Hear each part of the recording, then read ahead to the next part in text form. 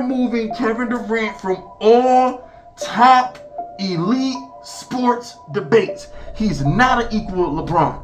He was not the best player at Golden State. It's Steph Curry.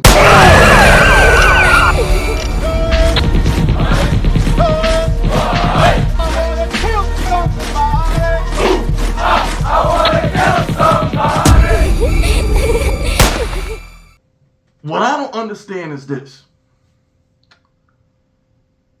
How you 7 foot tall can shoot from three, dribble in the perimeter and blow past people, go to the hole,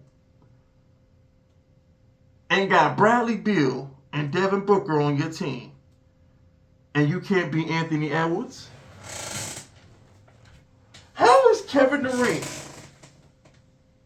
considered a top 10 player with another top 10 player, and Bradley Beal is a top 20 player, and the best three-point shooter in the league percentage-wise in Grayson Allen, and you can't get a game versus Anthony Edwards?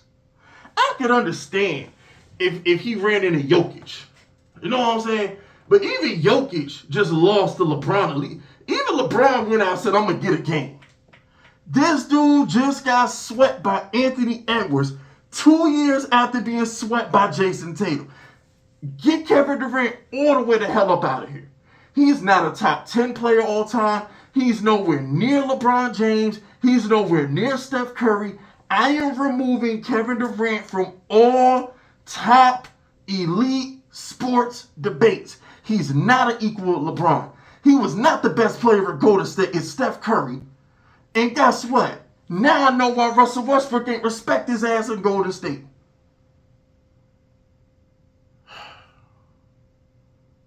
At the end of the day, Russell Westbrook.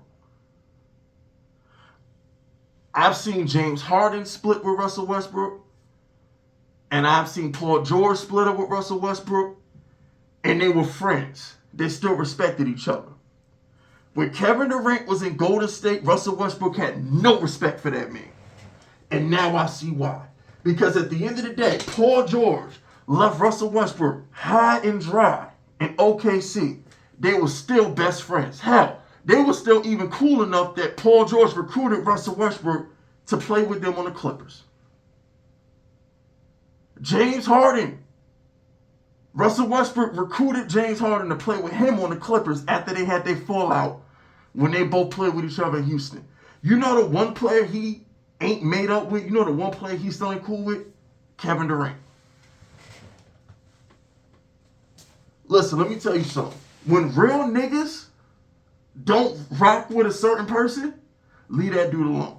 When you see real niggas who stand for something, who got morals, honor, and move on principle, when they don't rock with a certain individual, it's for a reason. Leave that dude alone. That's all I'm going to say about it. This guy, Kevin Durant, just got swept by Anthony Edwards. And I love Anthony Edwards. That's my dog. I rock with Anthony Edwards. He's all we got. You know I hate these European players. Anthony Edwards is all we got. He is holding the American He's holding the American basketball legacy in his hands. The entire hope, dreams, prayers, the future of American basketball is on the back of Anthony Edwards right now. Because outside of Anthony Edwards, fellas, the rest of the NBA is being dominated by a bunch of Europeans. So, he all we got. And my man John Morant gonna come back next year. So we got Anthony Edwards and we got John Morant. That's it. SGA is Canadian. All we got. So shout out to Anthony Edwards, man. But it just, the dude Kevin Durant, if you take away those 3 years in Golden State, what has he done? If you take away those 3 years in Golden State, what has Kevin Durant done? He lost with Russell Westbrook and Serge Ibaka. Okay, he didn't win with them. He couldn't win with James Harden and Kyrie Irving, who were just getting busy. We're about to talk about that in a minute. At some point, can we just admit Kevin Durant had to ride Golden State for a couple rings and he ain't nothing outside of that? He's nothing outside of Golden State. If you take away those 2 rings from Golden State, Kevin Durant is Charles Barkley. He's Karl Malone. Straight up. Kevin Durant, if you take away those 3 years and 2 rings in Golden State, Kevin Durant is a joke. He don't have no rings. He's nothing. He's a 7-foot Devin Booker. Ironically enough, he plays with the guy. He's a joke, man. It's only so long fake thugs can pretend. It's only so long fake thugs can pretend. Kevin Durant's career has just been exposed for being overrated. He's a bad leader. He's a bad teammate. He doesn't like the brick lights. And most importantly, he doesn't want to be the guy. I've never seen a dude 7 foot tall who doesn't want to be the guy. He waits for dudes like Steph Curry. He waits for dudes like Russell Westbrook. He followed the lead of Kyrie Irving and went to Brooklyn instead of going to the Knicks. Kevin Durant he's the J. Cole of basketball. The nigga is just pussy. I don't know what to tell y'all. Shout out to Anthony Edwards, man. Shout out to Anthony Edwards, Rudy Gobert, Karl Anthony Towns. Shout out to everybody in Minnesota. Now, if you're the Dallas Mavericks, so I hear a lot of people saying that Dallas would have been better off getting beat by 30 because Dallas was down 31 points and then it came back. Kyrie Irving hit a 3 and then he hit that layup with 3 Clippers around him. A lot of people are saying that they would have rather just got blown out.